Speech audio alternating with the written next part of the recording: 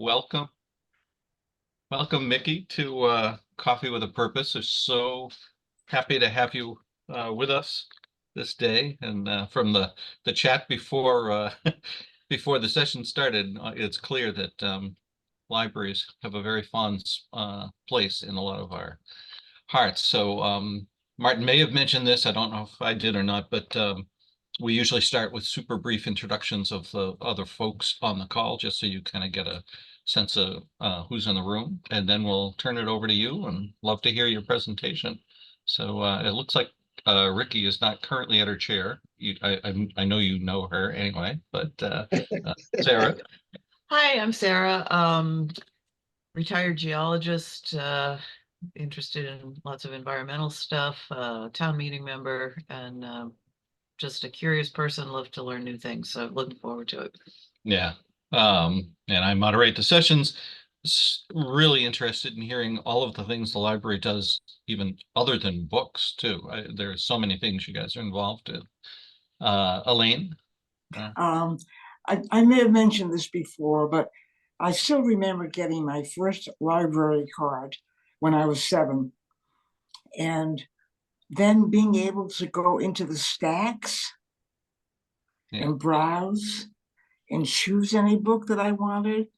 And you'd bring your basket with you, because you didn't have, so you wouldn't have to carry all those things, in your arms. So the library has always been a major part of my life, from the day I got my first library card to now, when I read most of my information online. It still works. Yeah. So Yep. yeah.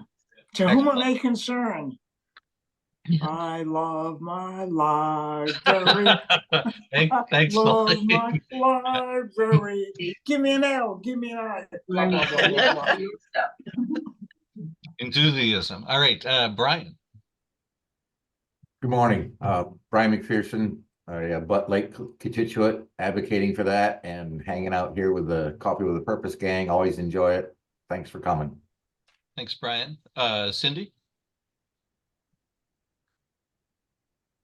Good morning. I'm actually up in New Hampshire and getting ready to go skiing because I sort of missed my Saturday, so I'm taking a 2-day weekend on. So I will be turning off my video and just listening for the beginning. I am actually I have a library degree from Simmons. I'm not as a librarian right now, and I earlier in my life served in the Peace Corps, and when people asked me what did I miss most, it was being able to go to a library with those big tables, like a 10-foot long table, and just put your stuff everywhere and get yourself organized, or just work, at the library in that atmosphere. I live literally a 4-minute walk from the library.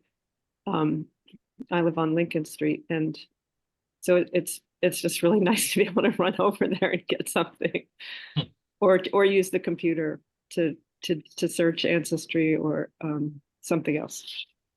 Thanks, Cindy. Carrie. Hi, good morning, Mickey. Going on 21 years here in Natick, concerned environmentalist, treasure for Keep Natick Beautiful, and I'm the Natick Repair Cafe guy. Right. We've got our 4th one coming up at the end of April. You'll have to add bookbinding to the list of you guys repairs. Rick. Good morning. I'm a town meeting member and other stuff, but give you a quick history of my experience, my life with libraries. I grew up in a small town in Florida, and the town didn't have a library, and it finally built a school by the time I was in 3rd grade. That was nice. And the school had a tiny library. I can't even remember where it is. Okay, so that's how I started. In high school, we had a magnificent library, and but we had so much work, I can't remember ever going in and doing anything other than reading a periodical. And by college, I had another magnificent library and a stall in it up in the stacks, which was an amazing experience, to do thesis work and stuff like that. But now the library is a huge part of my life. I love it. You find out about town, you you know, I love the fast reads and the ordering books from everywhere. And the whole thing is, you know, the children's library is fantastic. The art, the weaving. So it's amazing. I don't know what I'd do without it. Thanks, Rick. Bill? Hi, Bill Ramage. Yeah, I remember in college there were 22 libraries, and I would go to different ones to study 5 nights a week to get away from the noise in the dorm or the fraternity. So it was just a really great place to be quiet. Since I moved here, I just gotten to love the local library with all the things Rick was saying and just being able to get a book out, and it's just wonderful. So thank you for all you do, and love to hear what you have to say. Thanks, Bill. Danielle? Hi, everybody. I'm actually Danny Newland. My computer constantly corrects it to Danielle. I go by Danny. I've lived here a long time. I don't know, 2006. And I'm sorry, I missed the intro of what we're talking about libraries, but I will say, as far as my anecdote to all of the love expressed about the library, so far as to say that the very first place I ever went when I got my driver's license, the first place I went was the library. Wow. Thanks, Danny. Yeah. Tom? I've been a member of Native community for about 33 years now. And I use the library very regularly. And one of the things I love going in there is if I have any question, they are so nice, figure things out, help me out. It's just a joy going in there. Thank you. Thanks, Tom. Chris Gentry? I am back. I wasn't sure if I would make it back before the introductions were done. Chris Gentry, as I mentioned in the chat, I've been a Natick resident for a little over 20 years.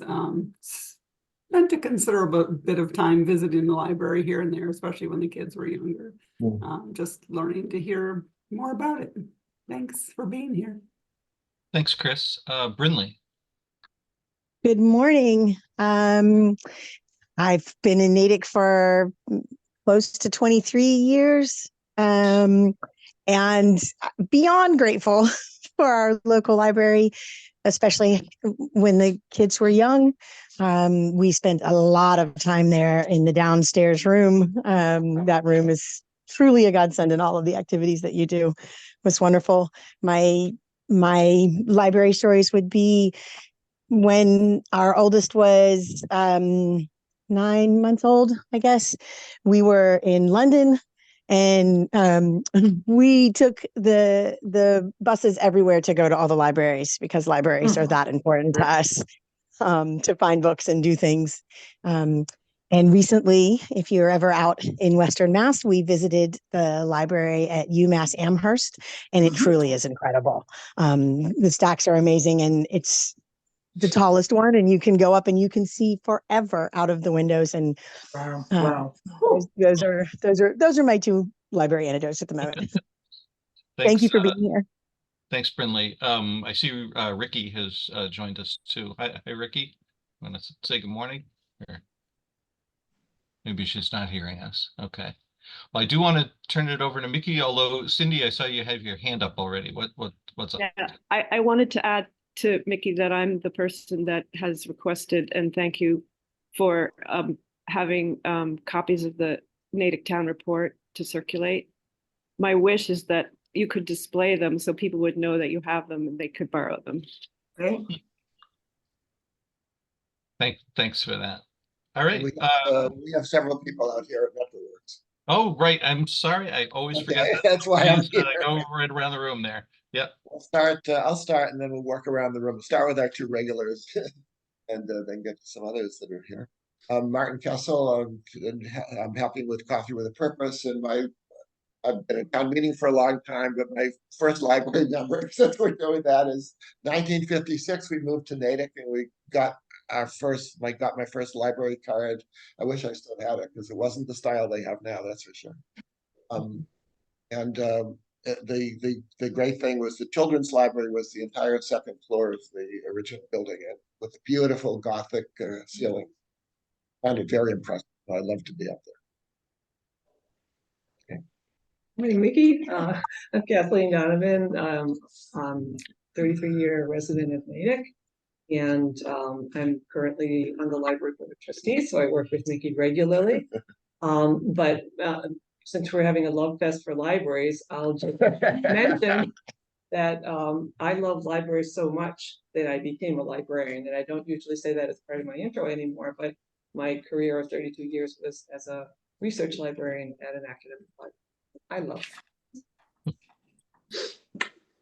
I'm Gail Martin, and I've been a Natick Town resident for 40 years. I just added it up, but this is my first coffee with a purpose. In part because I love libraries. I remember my mother taking us to the library. It was always great fun. And I'm thinking that when my kids were young, the library you didn't have the addition at that point. So the children's library was on the first floor in the back. Seems to me in the back, yeah. Yeah. Anyway, well, thank you for to hear about the library. Yeah. Oh, and Carolyn Williams. Let's see, we only live a block away, so we can't in person. I've been in Natick over 45 years, and I'm involved with the Congregational Church, the Natick Art Association, and Gail and I are Natick Trail Stewards.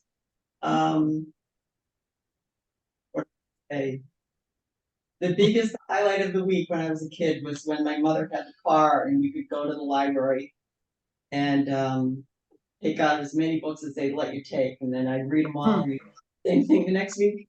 And then all through high school I worked in the library, so after school and on Saturdays. So and I just am astounded by the offerings of the library today and how much our grandchildren and all the towns they live in use the libraries, and just really love it. Thanks. Great. Thank you very much. Let's see. So yeah, let me turn it over to Miki at this point. All right, thank you. I'm going to share my screen. Can everybody hear me? Yeah. Yeah. Okay, awesome. I have a soft voice sometimes I So thanks so much for having me here today. My name is Miki Wolfe. I'm the director of the Morrison Street Library for about 2.5 years now. I'm delighted to share a little bit today about the library, our history on Natick, our vision for the future, and we're still celebrating 150 years of service to the Natick community. We opened in 1873 and 1874 technically, so we're using that double date to just keep the party going for another year. So you'll be hearing more about 150 years of the library all throughout 20. So first I wanted to talk about Marianne Morse. In 1862, the will of Marianne Morse created the Morse Institute Library, and the town institution was established. Marianne Morse was the granddaughter of Samuel Morse, who started the first circulating library in Natick, and we still have a bookcase from the library. It's from his library. It's still on display in our library today. She was only 37 years old when she died, and leaving the entirety of her estate to the town of Natick. Or in her words, said institute shall be named and called the Morse Institute, and its object and purpose shall be to promote and disseminate learning and intelligence among the inhabitants of said town, by means of a library to be composed of the best standard works of the various departments of science and literature. And so I just want to point out for a second how unusual this was for a single woman of the 1860s to do. She wrote the wills that withstood several legal challenges from the town and from all to give the folks in her town the opportunity for free education and learning to citizens of Natick.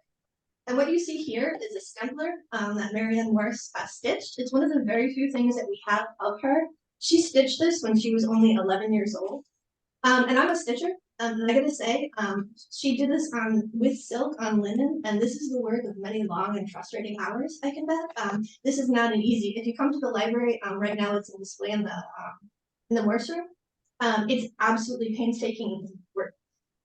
And I also wanted to recognize this year in the sesquicentennial of the library. The gravesite of Marion Morse and her family was rediscovered in Wellesley, and a new gravestone recognizing Marion Morse and her family was installed by the Morse Institute Library Corporate.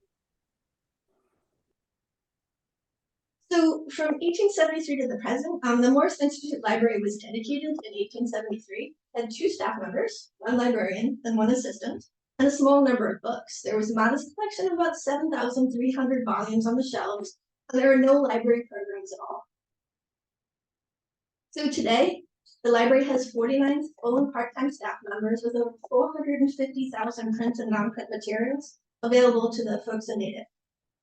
And thanks to the library's membership in the Minuteman Consortium, Natick residents borrowed 479,346 library items in FY23. And to educate and entertain the residents of the town, library staff increased the programming over FY23 to serve nearly 18,000 patrons. And I'll talk more about our awesome programming later, but I just wanted to get those. So on December 25th, 1873, the library was dedicated, and on January 1st, 1874, it opened to the public. But less than 2 weeks later, most of downtown Natick burned to the ground. Luckily, the library, it was built with slate and brick, and it sustained minimal damage. But as you can see, in 1874, I've got some library rules here. There was a 10-cent fine for each week you kept a book out past its due date. And today, in the interest of equity, the Morse Institute Library no longer charges fines for any of its materials. In 1874, the library was originally open 9 hours a week. Now we're open in present day, we're open over 60 hours. In 1874, there were 3 days a month when books could be returned. Today, library offers returns every day, including curbside book drops for convenience. And also for convenience, we have book lockers for patrons who want to place holds online, have the books ready for pickup in the outside locker. This is incredibly popular with parents who want to get the books, but don't want to take the kids out, take them downstairs, just need to get the books and go. I see that happen a lot. And last but not least, I want to point out in 1874, library cards were required. Today that we request that patrons have their library cards, but you can either have a physical card or you can have the card stored in your Minuteman app on your phone. And we also accept ID card. So today the library has a robust and diverse collection of materials, including an ever-expanding digital collection, print items, and our new library of things. And the digital collections at the library, it seriously just keeps growing at an absolutely exponential rate. If you pay attention to FinCom meetings, you'll hear me talk about the materials expenditure requirements as per the Massachusetts Board of Library Commissioners. It's a substantial amount of the increase in funds that as we request that they're added, it just goes to the e-content to help folks. And about a little more than a third of library card holders are active users of Libby, that's Overdrive, and that number increases when you add in Hoopla and Canopy. And for comparison, about half of our library card holders are active users, which means that they've checked out library materials within about the last 6 months. Of those half people, still a substantial amount of them are using Overdrive. In an effort to get library materials to patrons outside the 4 walls of the library, because we recognize we have a great place that sometimes it's hard to get to. In the spring of 2023, we welcomed our new book bike to the library. And in the spring of 24, knocking on wood, we're going to be thrilled to welcome our new library outreach vehicle, the Joseph Keefe Bookmobile, from the factory and ready to serve the 37,006 residents of Natick. Be on the lookout for them this spring and summer. We'll be all over town. So I did want to talk a bit about the Freedom Wall that we have outside the library. At the Morse Institute Library, the mission of every single staff member is to inspire minds, enrich lives, enable learning, and foster community connection, part of our strategic plan. We do so by hosting a variety of programs from piano concerts to Bigfoot discussions, and we do so by offering computer classes and STEM programming. We do so by hosting access to databases to help local businesses grow and thrive. And we do so by offering spaces for reservations. We welcome folks into the library, and we welcome robust conversations about access, collection, equity, and inclusion. In September of 2022, the library began the Freedom is Reading wall on the front lawn of the library. Throughout the month of September, folks were invited to contribute titles to the books that they celebrate reading and they want to share with others. The goal here was really to remind the Native community of the importance of preserving the fundamental constitutional right to read for everyone. And I was able to have quite a few conversations with folks on this topic over the past 2 years. And I'm going to say, were they all pleasant to start? No. Some folks came in pretty upset, but everyone left the library with a better understanding of the mission of what we do at the public library and how important it is that we have content for everyone. So it's going fairly well. And as a part of our sesquicentennial celebrations this year, and in part and thanks to the grant from the Massachusetts Cultural Council, I sent 209 packets of freedom magnets that kind of mimicked our freedom wall in a smaller form out to public, school, and academic libraries all across the state, so they could also create kind of mini mobile freedom walls in their own communities. It was our birthday gift to kind of the larger library community. I did want to talk for a second about book challenges, because they're in the news. Nationwide, the American Library Association reported 1,270 challenges in 2022. That's up significantly from 350 in 2019. So to date, no books have been banned in Massachusetts, but according to the ALA, there were 45 book challenges in Massachusetts in 2022, affecting 57 titles. That's more than in the past 9 years from 2013 to 21 combined. When that total 38 challenges over that stretch of years. I do want to point out too, in the past 3 years, the Morse Institute Library, we've received 6 different challenges to 6 different titles at the library. So our library has a substantial number of those 45 book challenges. We received 6 challenges to 4 children's titles, 1 YA title, and 1 adult book. And when we receive a challenge, it takes a significant amount of time to review and to respond to as part of our collections development policy. When a patron submits a challenge, I review the complaint and I look for professional reviews of the title to determine if there's any merit to the complaint. So sometimes a challenge might just request that a title be moved from one collection to another, like say from the children's department to the adult department, etc. And sometimes a challenge might ask to remove the book from the library catalog altogether. So it's important to kind of pay attention and make sure that we're addressing what the patron requests. So I research and I gather the information because I'm a librarian. That's what I do. And then I make a determination and write up a response to the patron as to the final outcome of the challenge. This takes a lot of time. Each challenge probably takes me at least 2 days of kind of research, writing it out, making sure we have it correct, working with the trustees to notify them of any challenges. I just want to make sure that I get it right, both for the person, the challenger, who is submitted, but also for the community at large, because this is a serious thing. I've talked a little bit about public libraries in the community, and this is a huge slide. I don't expect everybody to see all of this, but it was a lot of fun to make. I'm happy to share it later if you want. I just wanted to talk a little bit about public libraries in the community a little bit more. Public libraries, they've always existed as a third space for the community. The third space is part of a social theory where the environments of the home are the first place. The workplace or school is the second place.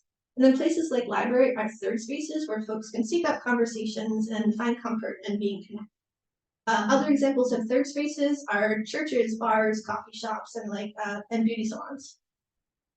Freely accessible third spaces are rapidly disappearing in American life.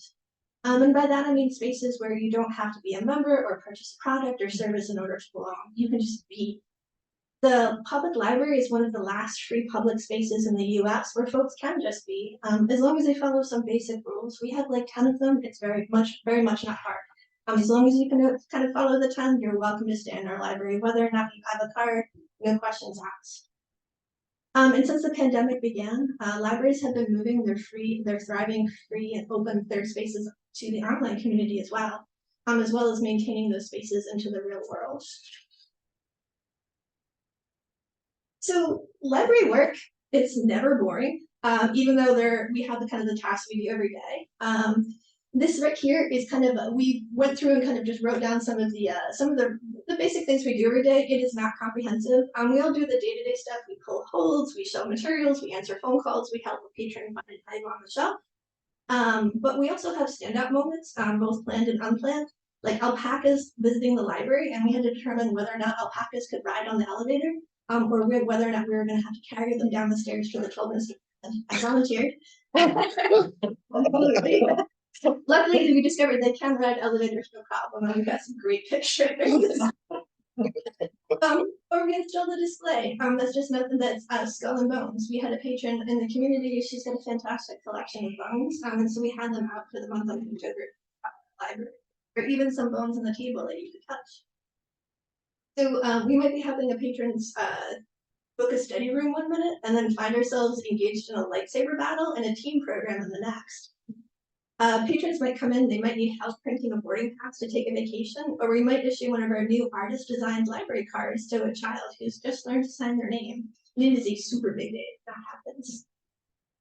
As typical as our days can sometimes feel, the life of a public library staff member is never boring. I also wanted to share kind of a snapshot of what an actual day in the life of the library is. But when I was poking around the calendar, I couldn't decide on just one.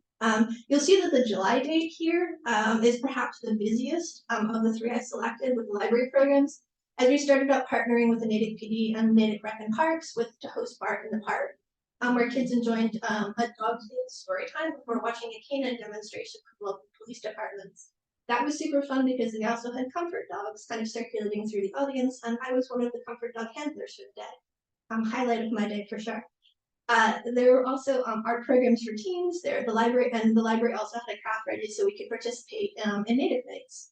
There was also an author talk, a family movie, an ESOL class, and a meditation class all in that same day, happening in different parts of the library.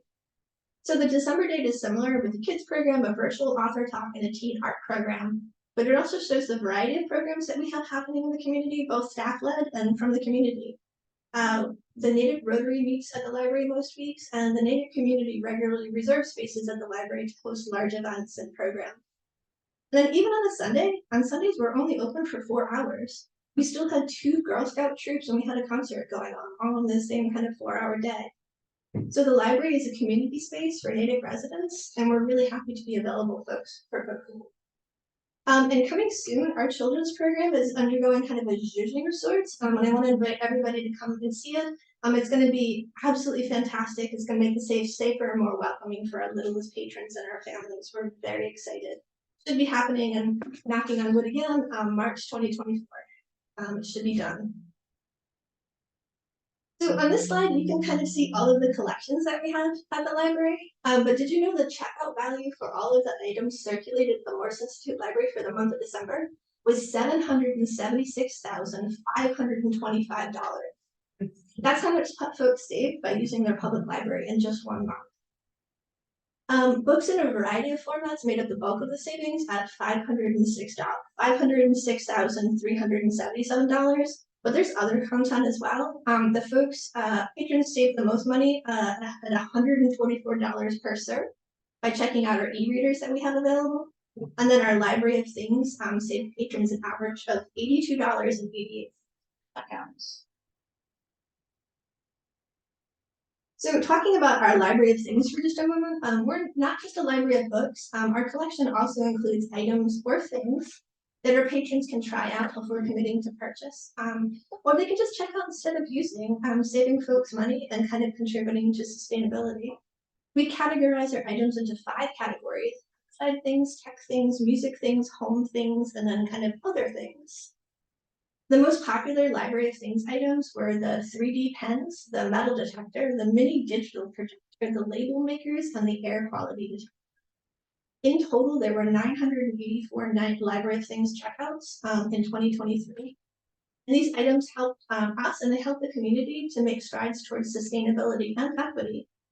If you want to try out an induction cooktop before committing to a purchase, we have one. We actually have, plus the associated cookware. If you need aerator shoes for a day, we have those too. When you want technology for your classroom project, but it's expensive, in our Library of Things, we have classroom sets for things like Qubits and build your own robot, and they're just waiting to be checked out for education and for patrons as well. And as a matter of equity, we carry things like the American Girl dolls, so our littlest patrons can play with them too. Miki, could I jump in just for a second? But this is fantastic. And you're giving us so much information. I just want to double check. Would you prefer that we hold questions to the end, or do you want to stop periodically and see if people have questions about maybe the topics that you've addressed? Your choice, but. I'm happy to do it now. I'm sorry, I should have asked that before I started. Folks have questions now. I'm happy to pause.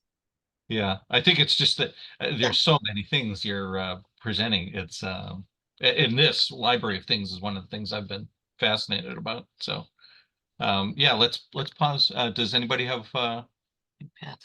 uh, Pat's got his hand up. yeah, Pat, go ahead. You just got to come off. Hi, yes, hi, Doug, and I apologize. I got mixed up. I actually brought a refreshment for today, but I couldn't get the door open. So anyway, Oh, no. Oh no. that's one thing. Nikki, I found your very fascinating. It was going kind of quick, so I was having a hard time keeping up.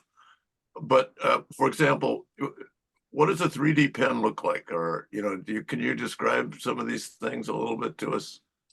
A 3D pen actually kind of is maybe a little bit bigger than a pen, but it's kind of bulky at the end because it contains filament. And with the filament, you kind of write, but you can create things in 3D. One of our teens actually created a 3D using the pen and just kind of writing. She created a 3D version of the library that stood upstairs for quite a period of time. You literally just kind of take the pen and you can kind of like making the motion, but you can just you create 3D objects from it. You can kind of just draw them. The teens love them so much. We've actually added 3 additional ones to our collection. The kids really had fun with it. It's one of those things that I had never heard of, but it really took off. And I'm learning little by little how to use it. Yeah, thank you. You're welcome. Does anybody else have intermediate question for Mickey at this point? Martin, I was going to suggest too whether possibly you could put the mic or owl a little bit closer to Mickey. Her voice seems to be cutting in and out just a little bit. Yeah. Are we good? Is that better? Yeah, I think so. Yeah. Yeah. That's about as close as we can get. All right, great, thank you. And I apologize too. I know my voice is soft. All right, fine. Let's move on. I'm also happy to, by the way, I have this presentation kind of documented out. I'm more than happy to share it at the end with the transcript that I'm kind of following along with. So if anybody couldn't hear me for any of it, I'm more than happy to share that with anybody who's interested. That would be great. Yeah, Yeah, why don't you we could, send it to me and then I'll put it up on our site. Yeah. Awesome. Yeah, I was going to say that too, because I can see everything, but there's just so much. I don't think I've read it. I was able to read everything as it went by the first time. So it's great to have that. Yeah, there's a lot of information, and I haven't even gotten to the statistics part. So totally. I do want to point out, by the way, that our lawn games continue to be kind of one of the most popular things, even circulating in the winter. We were shocked. We went to pack them up and put them away for the winter, and we had people placing holds and requesting them. So I don't know if people are playing them in their basement, where people are playing them, but they continue to be, even this week of dramatic cold, they still continue to be checked out. They usually require 2 people to come into the library and check them out. They're very large, but people really love them. We put them outside on the lawn for Natick nights a lot of the time. All right, so I'm gonna move on to some library stats. This is actually the most fun thing. This is the most fun part for me to kind of collect all of the data for this. These are all just random library statistics for you. So our most overdue books of 2023 were Mad Honey by Jodi Picoult, Spare by Prince Harry, Demon Copperhead by Barbara Kingsolver, Lessons in Chemistry by Bonnie Garmo, and Tomorrow and Tomorrow and Tomorrow by Gabrielle Zevin. These were all books that were kind of kept out because people just wanted to finish reading them before they returned to them. And most popular biographies of 2023 were Spare again by Prince Harry, but also The Glass Castle by Jeanette Waltz, and I'm Glad My Mom Died by Jeanette McCurdy. If you haven't read this last one, I highly recommend it. It is McCarty was a child actor. She was on a lot of the Nickelodeon shows that my daughter used to watch. And her reckoning with her child stardom is really powerful. So currently the items with the most number of holds in January of this year are the Heaven and Earth grocery store by James McBride, Tom Lake by Ann Patchett, the Oppenheimer DVD, and The Berry Pickers by Amanda Peters, and The Personal Librarian by Marie Benedict and Victoria Christopher Murray. This one is a book club. We were trying to figure out why that one kind of popped that up in popularity, and figured that was why. The most Massachusetts-related books are The Sweet Life by Suzanne Fisher, which is book one of the Cape Cod Creamery series, Our Good Name by Catherine Magarel, the story of Italian immigrants in Milford.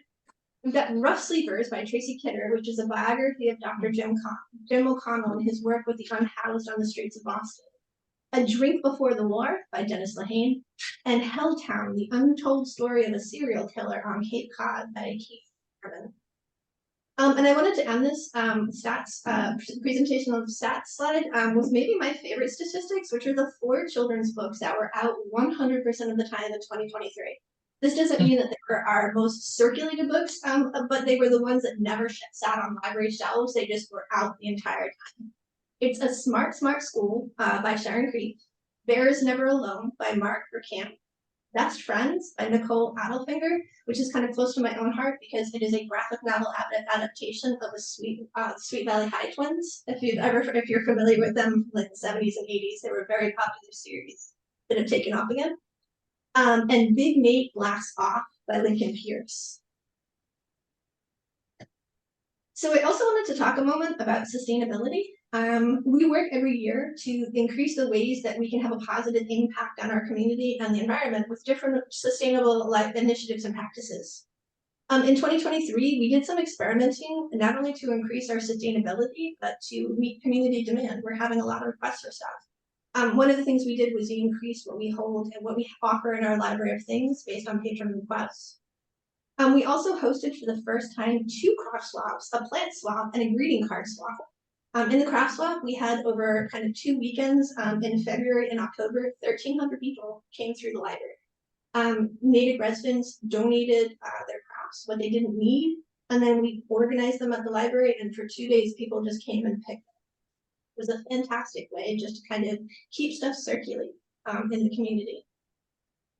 We also benefited from the amazing crafters in our community. We had folks who came in as volunteers. They upcycled our old peace banners that we had hanging out at the library into totes and small pouches and larger bags. These were sold to fund the purchase of the new peace banners that hang out at the library today. And we continued to promote and cultivate the Library of Things. We brought it to different energy and assistance nights hosted by the town of Natick. We also added things like the community cleanup kits. If you want to host a community cleanup in your area, we have everything to make it happen, including we have the bags, the pickers, the jackets, all of it to kind of make it happen. Oh, yeah. Through these initiatives and events, we've reached thousands of people in the community, and we've continued to try to find ways to reduce our carbon footprint across Natick. And we're also going to be going for our Sustainable Library Certification in the summer of 2024. This focuses on ways to enable a library and then so ultimately a community to become more environmentally sound, socially equitable, and economically feasible. More to come on that in the next year. I did want to switch gears here for a sec, but I want to spend a minute to also talk about our vibrant and growing ESOL and literacy program at the library. But first, another statistic here, in 2022, 19.8% of all Native residents were considered foreign-born persons as pulled from the census, with 22.6% of families in Native speaking a language other than English at home. In FY23, the Morse Institute Library's dedicated literacy and language learning lab on the 2nd floor, we had 350 conversation groups held at the library where folks could come, they could talk, they could practice language skills. It helps 1,336 participants language skills. There were 1,649 hours spent on one-to-one tutoring. That's when we have folks who volunteer to pair up. They meet folks usually actually at the library and work one-on-one with language skills. And we had 547 participants over 16 programs on the volunteer side. The ESOL program welcomes any participants in the larger Metro West area, as do our partner libraries. And we partner with Framingham's program to deliver coordinated language skills to participants. And currently, Natick has 23 tutors who participate in this program, and is a number limited only by the current hours allocated to the position. And if you were a member of FinCom or a member of town meeting, you will be hearing more from me on this in the coming weeks. And I did just want to highlight one more awesome and unique collection that we have at the library. We have the Veterans Oral History. It's curated with generous support from both Representative Linsky and Senator Spolka's offices in the Massachusetts State House. So the Veterans Oral History Project collects, records, and preserves the stories of veterans over the last century. To date, we have more than 300 histories of our veterans recorded on DVD and available to borrow, and also available via pencil. And this work continues. Even tomorrow, our Veterans Oral History Project coordinator, she's going to be headed to Bedford to interview a 100-year-old woman who is a veteran of several arms conflicts. And her story is going to be part of the oral history. We're very excited to see it. Okay. So we also have the Legacy of Service collection. It is maintained by our Information Services Department, and you can see it on the screen here. It is a collection of photos of men and women who served from the American Civil War all the way through today, all with a Native community connection. It's an incredible sight each year, and truly impactful as you walk through and you see the portraits. And just as a side note to all the folks who are here, if you have someone you would like to see added to this collection, family member, loved one, a friend, you can send me an email after this presentation, and I'll connect you up with the right folks to make that happen. We're always looking to add more folks to our collection. And kind of just one last thing I wanted to point out here, in the 150 years of the Morse Institute Library serving the Native community, I'm only the 13th director. That's kind of incredible. It really is. And it's a testament to all of those who stayed to make this library such a wonderful place to work. And I'll say the library is a wonderful place to work because of the trustees, because of the friends, because of the supportive community, and most of all because of the staff. The staff here, at the library, they know the community, they know the Native community well, and they work hard to deliver the services that they know that our patrons want and need. And I'm really proud to be part of this incredible institution and this really awesome community. It's great. And I just wanted to end this. No, go ahead. Go ahead. Last slide, I promise, actually. So this is actually this is one of the library cards. If you want a new library card, this is one of the library cards that was designed by a local artist, Diane Gray. She I have it actually also framed in my office. But this was part of our 150 years. We had local artists do their various interpretations of celebrating 150 years at the library. And this is probably one of my favorite that I saw that were submitted throughout the contest. I just wanted to say thank you for everybody who's listened to me talk about libraries for the past few minutes, especially those of you who have heard me talk more than once about it. I hope that I varied it up enough. I kind of swap outside. I think probably you're the one who's screaming about the most. I always learn. I try to add more stuff, add more statistics. So at the library, we're really inspired by folks. We're inspired by our patrons. We're really grateful for we have such a great community support. We have incredible circulation. And our program attendance, we welcome everyone to the library, and we look forward to continuing to celebrate our 150th month community. So that is it for me. For my official, I welcome. I get a lot of information. I know. I welcome questions. Well, one question I was going to ask you, Miki. Thank you, by the way. It's just it's a fire hose of information. I think it's almost like it came so fast. I'm not sure which one.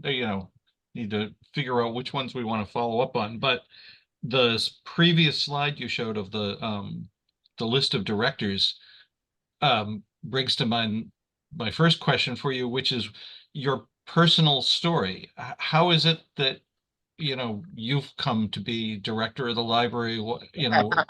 How did you develop? We in our intros talked a little bit about how we all had childhood loves of libraries. Tell us your biographical sketch, if you would. So I also grew up with a love of libraries. I grew up in Warwick, in Narragansett, Rhode Island, and was frequented the libraries there.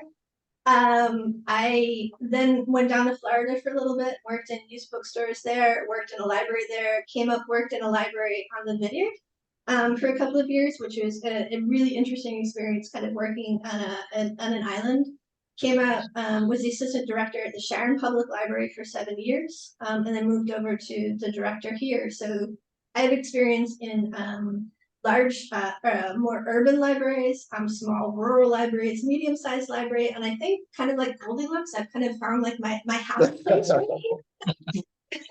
It's just right. Thank you for that. Brindley, I see you have your hand up. Stop sharing the screen. Oh,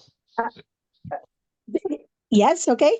yeah, go ahead. Oh, I just wanted to say, wonderful presentation. Wow. I love that you included the banned books and how that process works and what you're doing with that. Having kids in school and being very aware of everything that's going on in our community and as in other communities as well. I was grateful for you to include that information and the respect with which you treat it. I love the banned books wall that you put up. I've put many books up there. I've written many books myself up there. I just wanted to say you didn't mention FLAG, and I love that you guys host our free little art gallery out there and what that does for the community, and that Diane, I have the t-shirt with the artwork that Diane created, and she also contributes a lot, as do many of our local artists contribute a lot to the FLAG, and so I'm grateful that you guys host that. I loved the books in a bag during COVID. You guys really went above and beyond with that. It was so great to be able to access books during that. And I don't know if I had to check out for the first few minutes. I don't know if you mentioned it or not, but I would love an update on the bookmobile. That was one of my son's favorite things. You know, he'd been going to the library as a kid. And so when he was in preschool, the bookmobile came to visit him at Nettie's Nook with Rose. And now he still knows Rose and is able to say hello. And it's such an incredible thing for our community. And I'm looking forward to getting it back. So I don't want to jinx anything, and I'm gonna one more time just knock on. I hope this is wood, really, for this time. Our bookmobile is in the final stages of production. It was delayed, just kind of like with everything, with this kind of the supply chain issues. We've been receiving regular notifications. It has come off the production line. They're doing the final tweaks. They're putting the graphics on. And then our bookmobile consultant is going to go fly to. It is in Wisconsin, correct? Yeah, I believe it's in Wisconsin right now. He's going to fly out there and he's going to check it out to make sure all of this it works with all of the specs, and then we will arrange for delivery. So we're hoping, I'm looking at Kathleen here, like middle of February, end of February, with the dedication to happen in April. We're not going to really take it out onto the roads until springtime, so we can have a fantastic present. Didn't know if you wanted to mention to all of us what exactly the bookmobile is, that we might have people who don't know how wonderful it is and what it does. Sure, no problem. So the bookmobile is it's our mobile library. It is stocked with books. It makes stops throughout the community. We are currently working on a new schedule of stops for the bookmobile. So if you are someone in the community who's not able, or your neighbors are not able to get out very regularly and you see a need, please let us know, and we can try to see arrange for bookmobile stops in that area. What it does is we come out, some stops are every week, some stops are 2 weeks, some stops are like once a month, but we pop out there, folks can come on to the bookmobile, we'll bring holds out to you. So if you are someone who cannot get down to the library, the physical space for whatever reason, you know that the bookmobile is coming on the first Thursday of the month. You can kind of walk over to where the bookmobile is set up. You can pick up your holds, return any holds, etc. So it's one of the ways that we try to get the bookmobile and the library like out of our physical location and just right out into the community.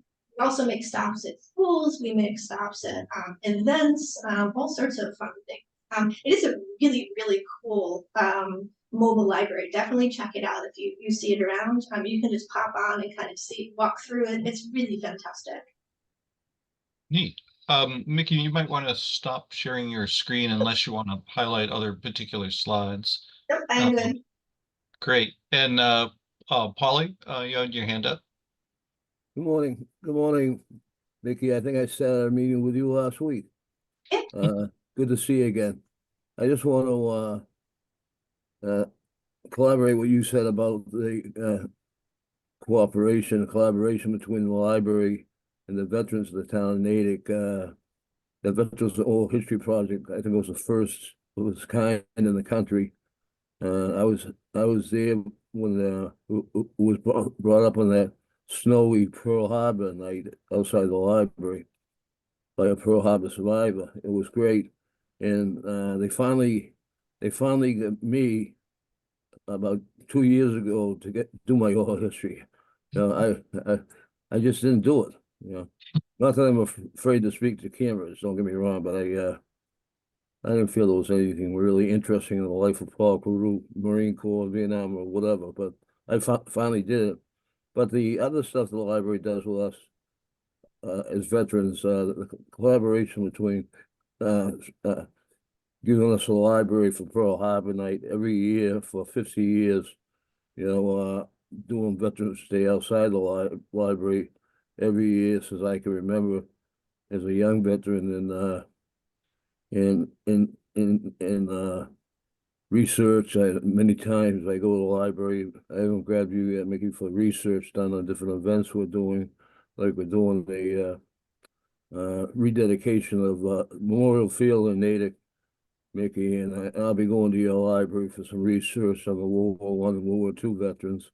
And what we're doing is that was originally in 1948, dedicated for World War II, World War I veterans. Now we're dedicated to all those who served thereafter, meaning Korea, Vietnam, and one Marine from the Beirut bombing. So I thank you very much and your staff for all the kind help that you give us.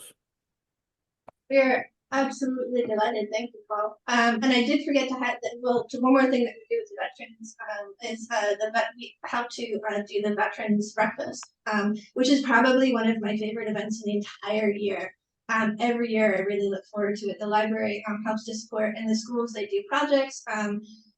They all research, they all pick a veteran and research. And I have to say, from a librarian standpoint, the amount of research these kids do is absolutely impressive. I was sitting at the table with one of the public affairs officer from the labs, and they presented him with his poster, and it kind of had his life history and gave him thanked. And he looked and he said, "How did these kids find out this information? They learned that he was a swimmer in high school." It was just incredible. And as a researcher, I was really touched. But the whole day is just listening to the kids talk, listening to the vets share their stories. The whole breakfast is absolutely amazing. And it's one of my favorite things every year. So thanks for letting me. It's one of my favorite too, Mickey. I apologize for not saying that. The research that goes in that they knew all about me. Yeah. Unbelievable. These kids do a really good job.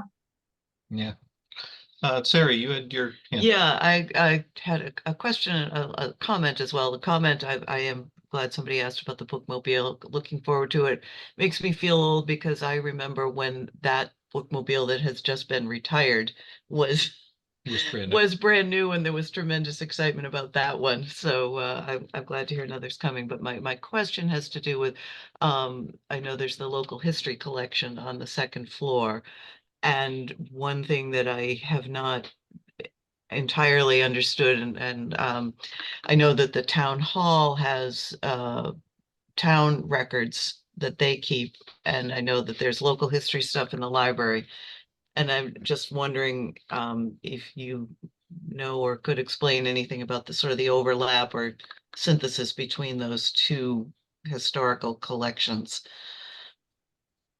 We're actually working on that this week with the town clerk to try to figure out the library as a repository, and has been used as a repository for a number of years.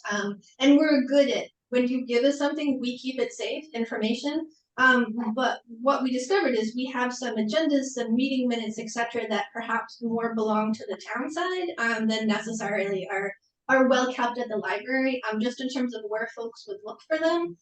So we're kind of going through that right now, trying to figure out what should be kept at the library, what needs to be kept over at town hall, just to keep everything unified. It's not a hard thing to walk back and forth across the street if you have to, but we would rather if somebody needs information, it all be in one place. Okay, thank you. Welcome. Thanks. Rick, you had your hand up. You got to come off mute, Rick. Sorry. Yeah. Thank you, Mickey. That was wonderful. And I'm wondering if your slideshow and even some of the slides themselves wouldn't be wonderful to post.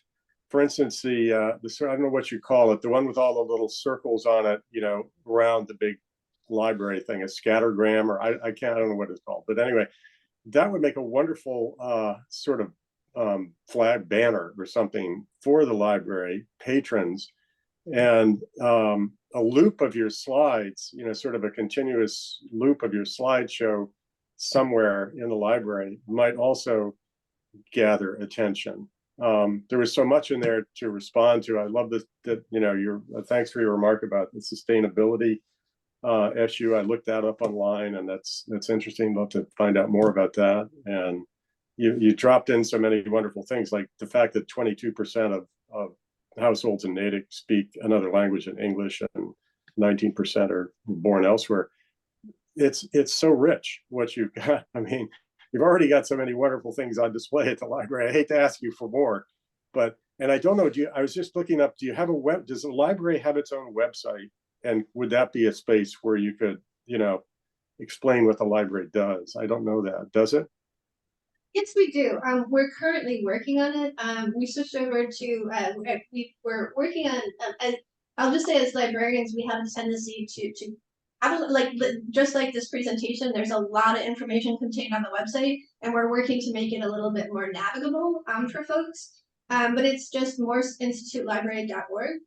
And that actually, I can definitely post these slides. That's a great idea.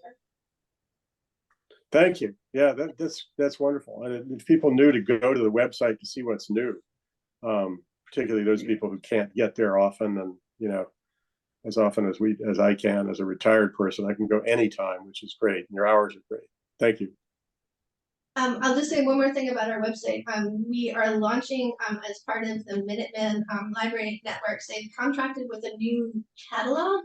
We'll be launching it in the next, like, probably about 90 days. I'm of the opinion that I would like other libraries to kind of launch first and see what they're doing before we kind of like, we learn from them. But it's going to be, it's called Aspen Discovery. It's just a new, it'll look, you go to the same place if you have the library catalog saved. But it's going to look different. It's going to be, now if you go to the library and you search the word bees, if you're looking for something on bees, to the side, you're going to learn that maybe we have a beekeeper program or a crafts, or it's going to be essentially just kind of highlight all of the stuff we do onto one page catalog. So look for that the next month and a half or so.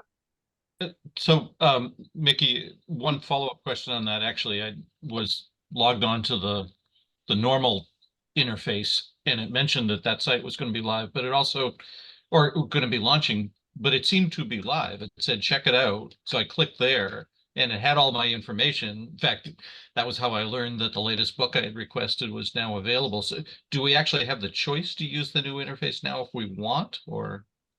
You do. The only difference is that it's on the Minuteman level. It's not on the specific. Each library we're going to have it, so you can kind of play with the catalog. You won't see the Natick specific offerings. That will come when we launch. Every library will now have the ability, including the Morse and the Bacon. We requested that each library has its the ability to have its own kind of catalog. That way, folks who use those libraries can kind of see what we have to offer. So you can kind of see it in the aggregate. You just won't see specifically what we're doing with the lists, with the offerings, with the programs.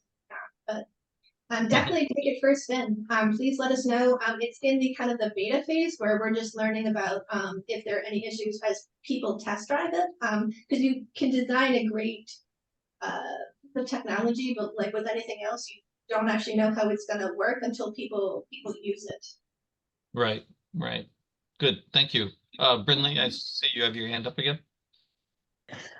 Yes, thank you. I had a question, a follow-up question to Sarah's comment, and the response about, moving items, the collection and moving items to town hall. And I'm curious if you guys have thought about access to these items once they're in town hall, because your library hours are so much greater than town hall's hours.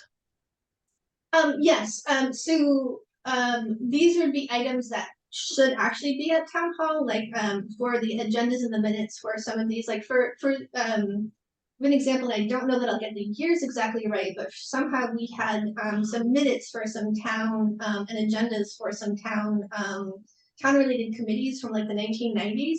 They're not complete, and the more complete set lived over at town hall. So we just brought what we had. Brought what we had over there, so it could mesh, and that someone who's looking for it can kind of look through the entire offering kind of at once. The goal is ultimately, with all of the minutes agendas, and we're working it on our side first with the town reports, is we want to digitize stuff. Because I know that the library is open, we're open 9 to 9, but I would like it where if you need, I've used town reports because that tends to be something that folks ask for a lot if they want to kind of go back and see when was the first time something was mentioned in the town report. I'd love for that to be available 24/7 for folks, and also searchable.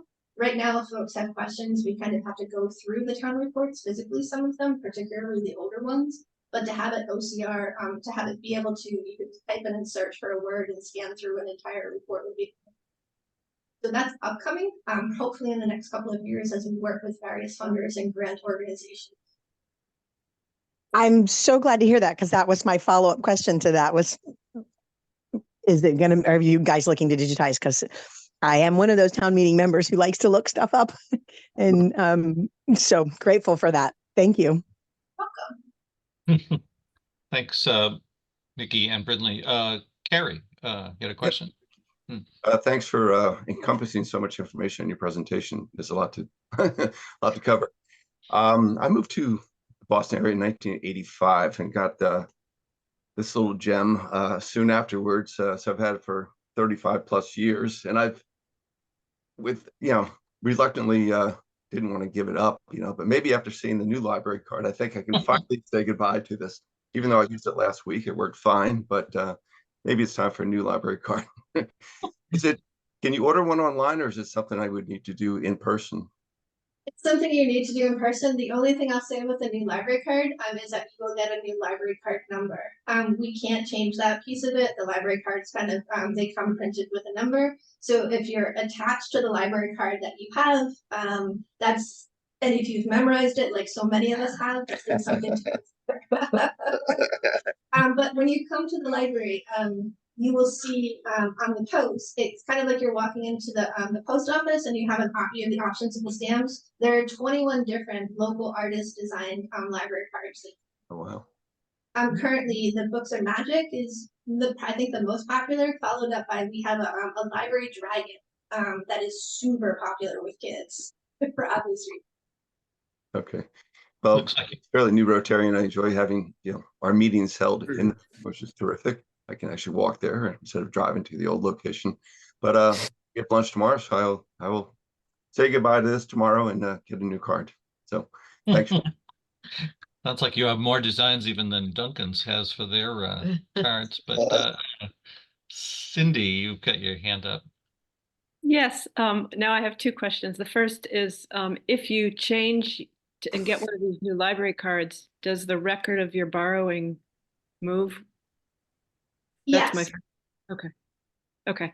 Because I love being able to go and look back and see, now, did I read that one? Did I get that one? Okay. And that was actually something that we worked on with the new catalog, is we learned at first that reader histories weren't being imported quite on a one-to-one basis. Some stuff would transfer over. So that's one of the things why we paused, and we're making sure that all of the details, actually, I should say, we are not, Minuteman is doing this kind of on the insertion side, but they're being really careful because we know how important reader histories are to folks.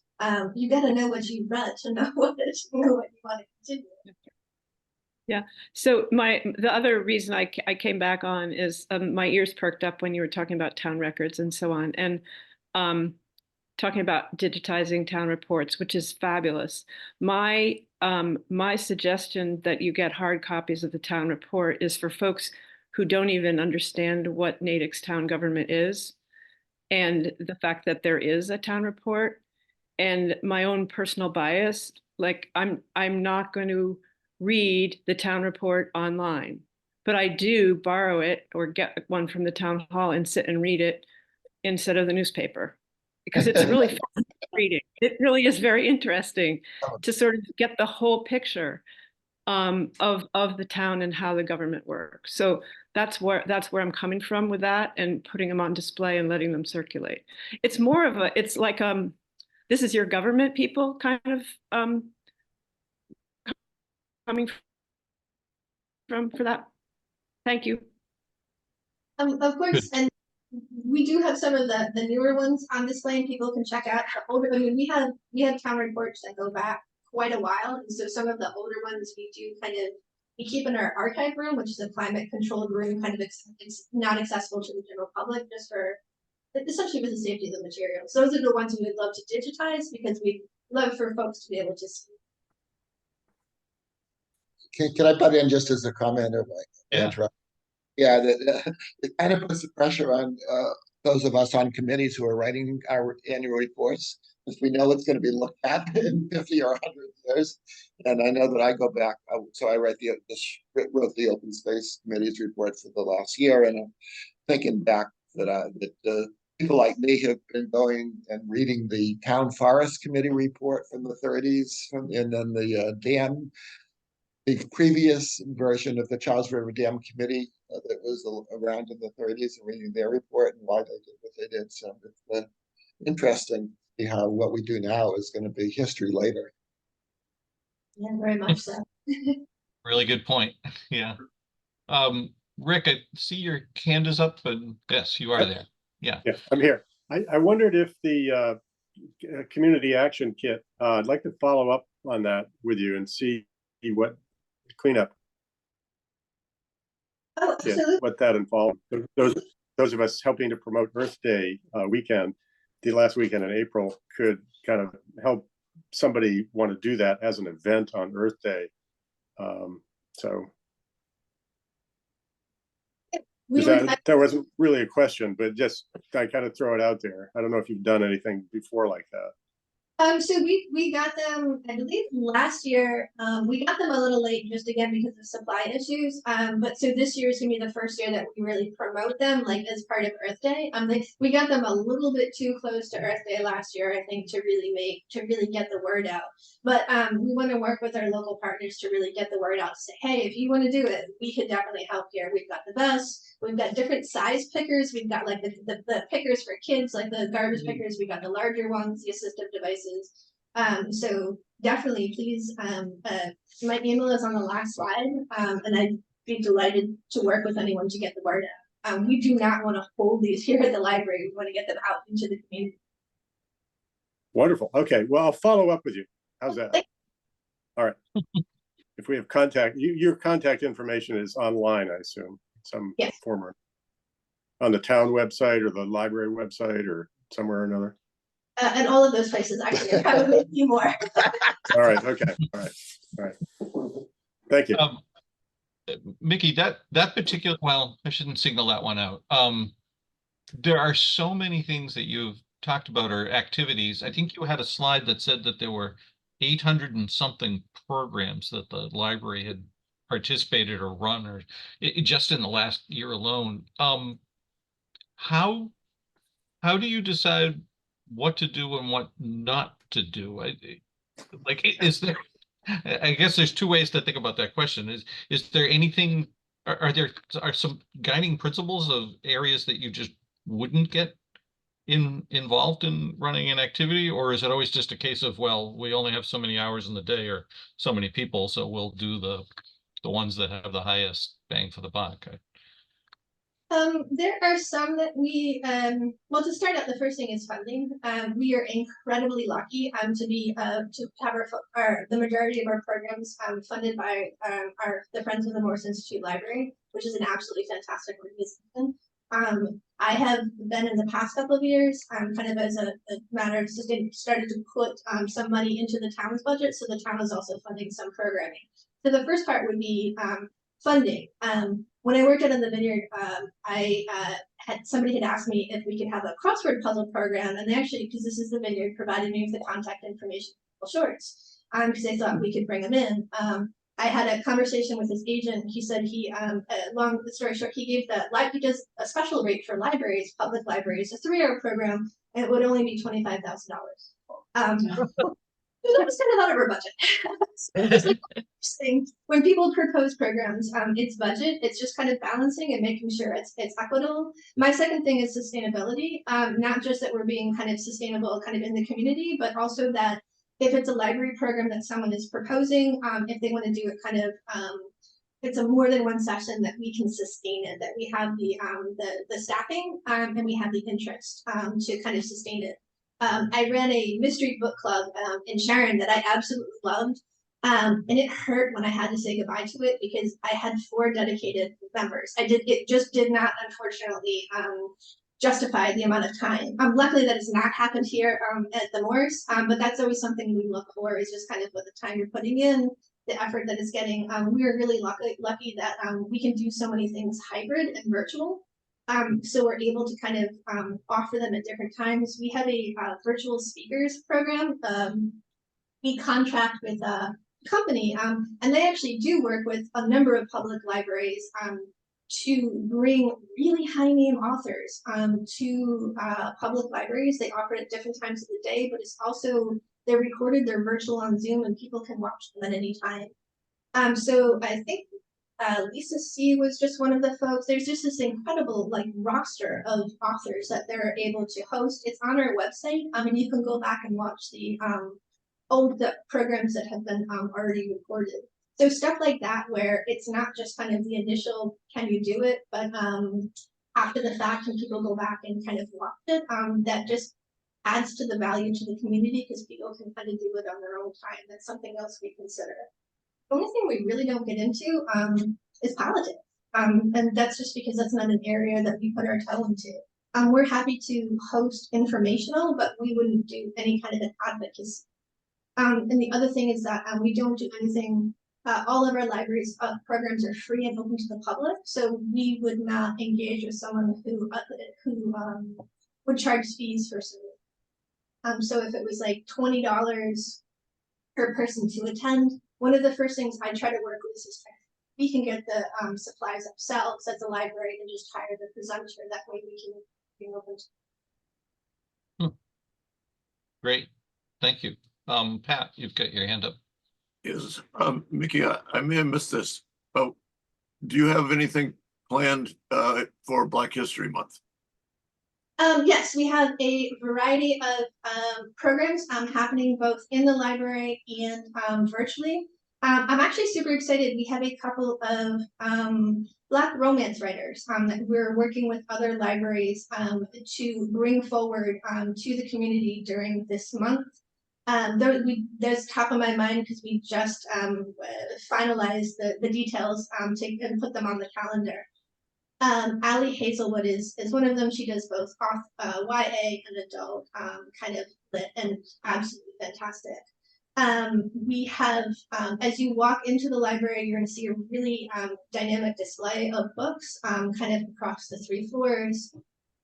We have programs going on in the children's department, of which you would have to look at the calendar because I can't remember any right now, and I'm very sorry. My children's programmers are going to look at this and shake their heads at me. So I was just talking about it. I have a 2 o'clock meeting today to talk more, but I apologize. But if you look at our calendar, we have a pretty robust lineup. Right. Could I jump here for a minute just on the programs, just to follow up what Miki is saying?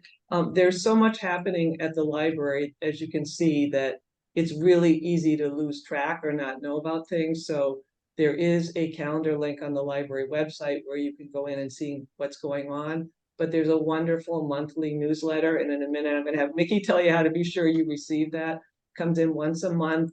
It's separate. It pulls out a few really interesting programs for children, teens and adults, and then there's a link to the full program list for those areas. So it's a great way to find out about things, including these virtual author talks, which are, again, as Miki said, some incredible people that you would never normally have access to. And it comes as part of a subscription that the Morse Institute Library jumped in on. Actually, the first year they did this, they limited the number of public libraries that could subscribe to this. And we were, it was a great job with staff to get us in on the ground level on that. But Miki, do you want to remind people how they might get that newsletter regularly? Actually, you get it as when you sign up with your library card, unless you indicate to us that you do not want it. If you have unsubscribed, you need to contact us and we can kind of resubscribe. But you should be receiving it. We send it out now to, I believe it goes out to approximately 12,000 people at the first of every month that kind of miss what we're doing. If you don't get it, please email me and we can kind of troubleshoot as it tends to be a different reason. For each person we're learning is the whys that it doesn't get delivered. But if you're in a library card holder, you should be getting the newsletter once a month. And if you're like most people, you get so many emails, you may not be noticing it or opening it. But after hearing about all these great things, watch for it at the beginning of the month and just crack it open once and see if it's useful. Do you know what the subject line of it is roughly, or the like? For us to look for it on our inbox. News you can use, I want to say, but I could be wrong. I'm looking at it. It says January news from the Morse. Okay. Morse Library. All right. Yeah, thanks. I'm glad this came up. I've been getting it every month, and I didn't look at it most of the time. Would like to. Cool. Pat, you've got your hand up again. My physical hand up. I don't know if that counts. Oh, I'm sorry. Go ahead, Martin. No, I don't know. I just couldn't get it. I just was kind of mulling this question over my mind and trying to speculate. Maybe you have an answer. Just curious about new books, and I read about something in the paper or on the radio, and I run out at everybody else in the world, and of course all the copies are out. And sometimes it seems like Natick has a copy, but it's out. Sometimes it seems that all the copies in other libraries, Natick doesn't have a copy. So how do you decide which libraries among the Minuteman group, which libraries are going to get new books and how many copies, so that one library having 20 copies, and then once the rush is over, they have 20 extra copies they don't need. So I'm assuming you're talking about for physical books? Yeah, okay. Yeah. Although the same is true of virtual books, because there's always a line for those too. For what?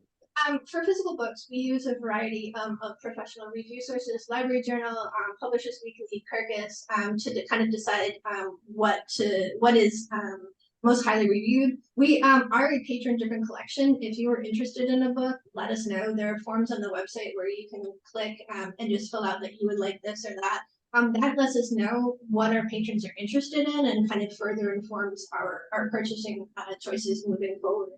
Sometimes within the past year especially, if you see that certain library doesn't have a book, not just ours, but others, I will say that there are significant delays on the book distributor side. There's two book distributors that are kind of used for most libraries, Baker and Taylor and Ingram, and like everything else, they're experiencing kind of the supply chain issues. So sometimes we might have a book on order, and for some reason it's taking us like get it. That is south. We've been working really hard with our reps to make sure that we're getting our books, particularly at public libraries, because it's like the line just builds.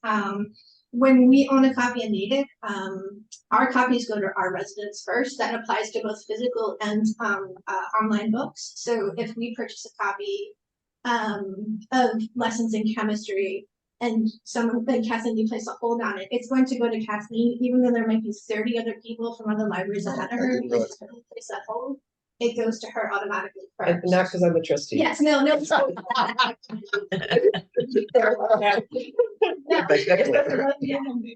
it's just that the system knows. So that's pretty helpful. Our Minuteman has a $1.2 million e-content budget, and above and beyond that, we contribute. We are assessed a fee based on kind of our user, but above and beyond that, we contribute approximately $35,000 over the past fiscal year to purchasing more e-content, and that's just to fulfill holds. So on our end, we can see like if people are waiting for holds that are our native patrons, and if it gets above 5, we try to get an extra copy. The way that book purchasing works and with e-content is a little bit, I'll just say unusual, in terms of what publishers decide of the value of a book is worth, without touching any of that. And I will say that there are bills before the State House, both in the House and the Senate, that are kind of looking to standardize the purchasing of e-content to make it a little less onerous on public. Those are currently in committee and have not come out of. But does that help to answer a bit? It's a huge, it's kind of, we try our best, and essentially if we don't have something, let us know, and we can either tell you it's on order. We might actually, it might be on order and we're waiting, or we might have just missed it. Yeah, sometimes the catalog says it's on order. Who do we contact? So there's a form on the website. That's the best way to do it. And that goes directly to our technical services supervisor. You can also just honestly just email me, and I'll make sure it gets to the right. And I'll just forward it along. So there's a bunch of different ways. We have a content selection team that's probably right now about 15 people across 3 departments who choose the content, and that's children's, YA, and adult.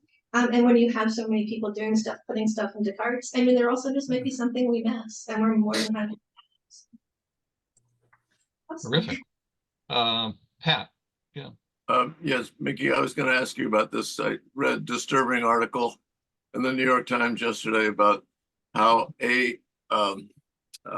diversity, equity, and inclusion is being attacked all over the country. And, along with the banned books thing and kind of the Ron DeSantis ideology. I was wondering, do you get any pressure at the library to, tone down your publications or restrict things, or how do you deal with that? I would say for the most part, so the number of challenges we have here at the libraries was fairly high, and when that happens, I kind of try to work with the folks to explain why we keep what we keep. I firmly believe in everyone's First Amendment right to read. We have it as part of our collection development policy. Sometimes when people have questions about what we do, I refer them back to that because that is what we go by. I will say that we are in the process of conducting kind of just an equity audit across all of our collections, just to see what we have and whether it matches kind of what the community is reading. And it's always good, I'll just say, to review what you have in your collections every once in a while, kind of what is on the shelf. We're also working with a DEI consultant on the staff side, just to talk about a variety of matters that may come up. Just working in public service. I want to make sure, my biggest thing is making sure that the staff who work here feel heard and feel valued. And so we, at our last staff day, had a presentation on DEI that was really, really good. And the consultant is continuing to work with us on a departmental level to make sure that we're doing the best we can to for the Native community to kind of reach the whole community. Thank you. Thanks. Rick and then Cindy. Yeah, just a real quick thing. I can ask the staff, but I think there are others here who might be interested or know what the sustainability discussion is that you have in the January account. I noticed it and I didn't know anything about it. Is there information at the library on that? I'm going to hop on. What date is that in January, if you don't mind me asking? Because it may be in the 30th from 6:30 to 8:30 in the Leibowitz meeting hall. That, I believe, is an outside organization. That is who's renting one of the rooms. That is not actually like a library program. Oh. Yeah. Okay. So unfortunately, I don't have much more information than that. But what I can do is, if you want to shoot me an email, I can just go back and look at the room reservation and send you more information. The only reason I can tell it's an outside organization is because it doesn't have a lot of information on the calendar. Whereas if you click on something like the Team Maker Lab, you'll get like a whole. We're librarians. You're going to get a picture. You're going to get a whole bunch of information about exactly what that program is. Thank you. Thank you. Great. Cindy. Yes, one more question. Can you explain kind of when somebody puts a hold in the Minuteman system, how the priority works for what people in which towns get the books first, second, third? I'm in a book group with a bunch of people, a lot in Cambridge, one in Malden, and some in Boston, and it seems like sometimes I can get the book like a week later, and then they're like, 29th or something for the same book. That has a lot to do with kind of the ILS, kind of which is essentially kind of the scaffolding by which we do all of our kind of checking in and checking out and catalog maintenance at the library. With that, it kind of sees like if we own a copy, if Natick owns a copy, and you place a hold on it, you're going to get priority, even though all the folks in your book group, like 30 of them may have placed holds before that. If you were the first Natick resident to place it, you're going to get that book first. That's the way that all public libraries kind of in the Minuteman community are able to guarantee that the folks who are paying taxes and who are kind of contributing to the budget of the library, you'll get the materials first. So some of that sounds probably like what it happens is that but what if Natick doesn't have the book? Then you would go the computer. And so this is what I'm talking about. When I have to put a hold on a book that's not in Natick, and the same thing is happening for folks in Cambridge where they may have the book, but it's just not available. Like how does it work in terms of when I'm, the book isn't in Natick, say?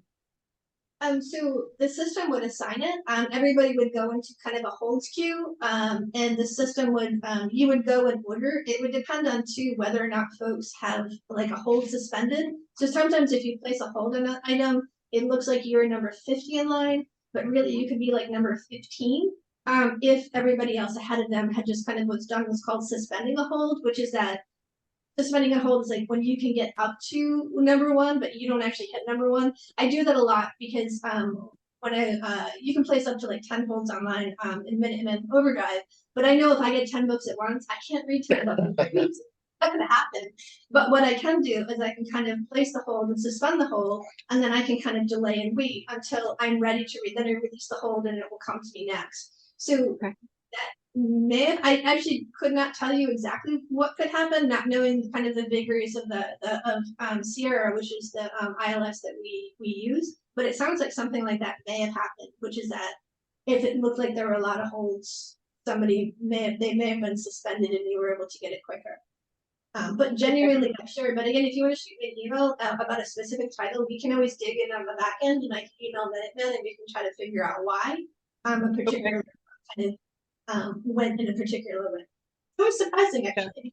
To be certain at the optical facility, there's a facility where they sort all the books, and it's very interesting to see how things go.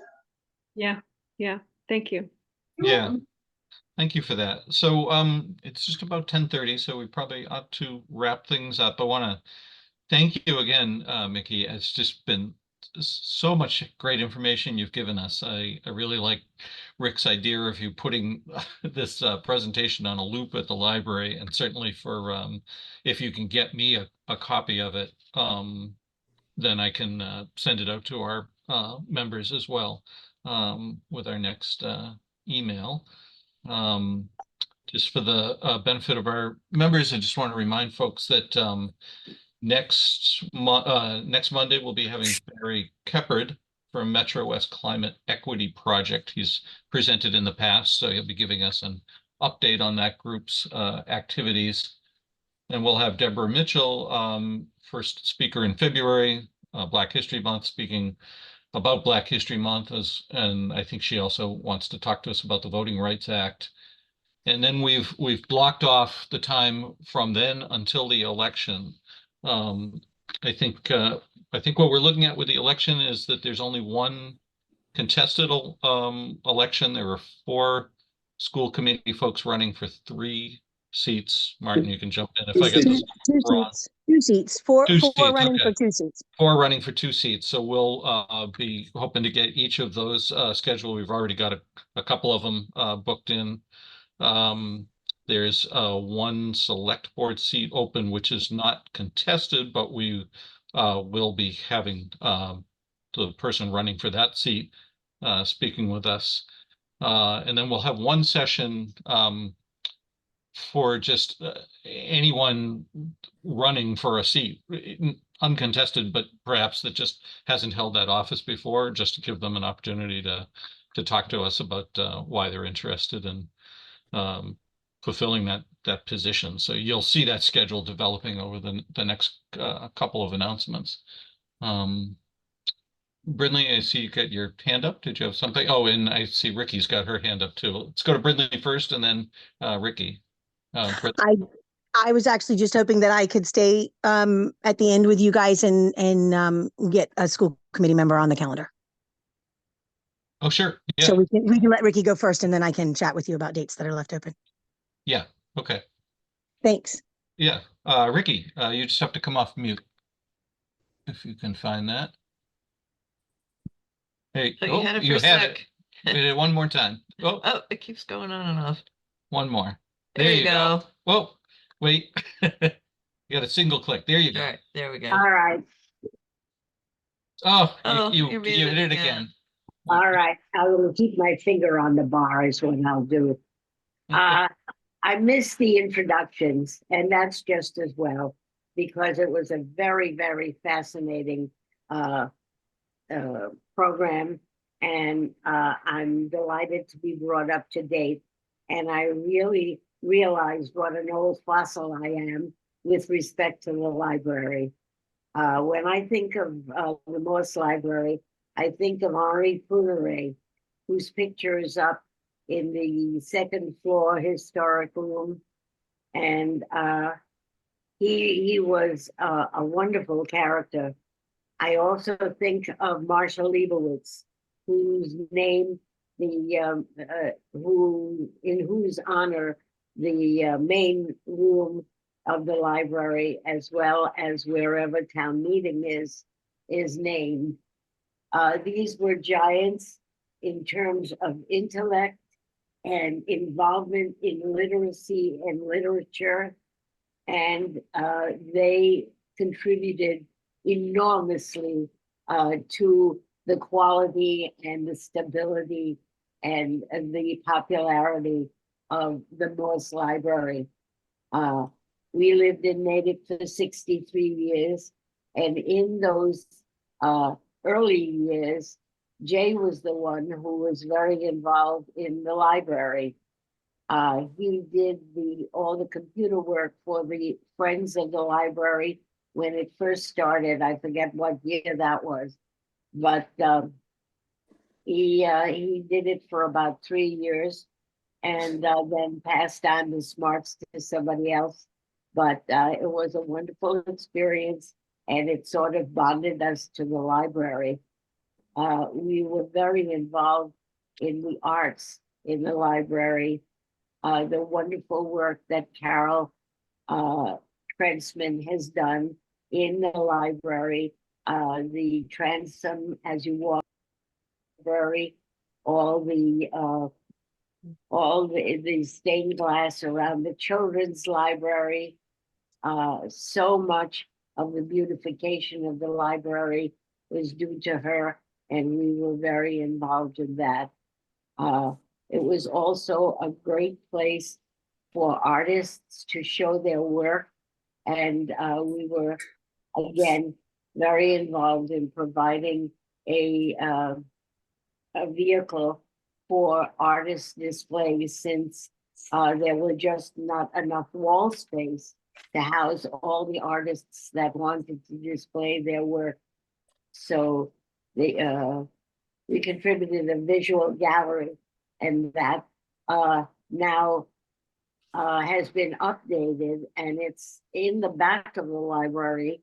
I hope that at some point it will be moved to a more visible location so that more people can see the beautiful work artwork that's displayed on it. I know the students at Natick High School regularly display there, as do the ones in Walnut Hill, as well as individual artists who display there. So I'm really, we are been happy to support the library, all of its wonderful outreach and how it is the core of the community. So much of what goes on in the library. Between TCAN and the library, we have core institutions that are accessible to everyone and that form a real jewel in the heart of Natick. So thank you all for all your work, especially the volunteers. It's been our pleasure to support the budget of the library in town meeting, where Jay and I were both town meeting members for more than 30 years. And we know that it has established itself as such a prime and essential institution that it will have town meeting support going into the future. Thank you all. Miki, you're a gem. That's a high. Thanks for that, Ricky. Miki, did you want to